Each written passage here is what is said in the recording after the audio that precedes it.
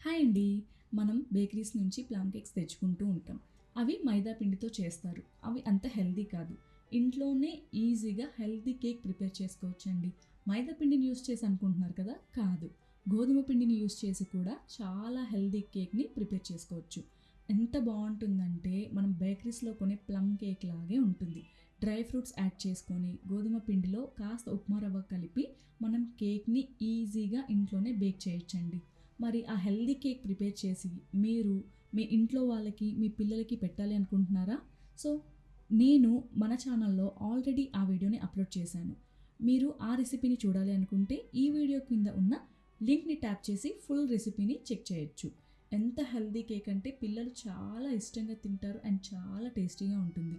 మీకు నా వీడియోస్ నచ్చితే నా ఛానల్‌ని సబ్స్క్రైబ్ చేసుకోండి. నా వీడియోని లైక్ చేయండి. Thanks for watching friends.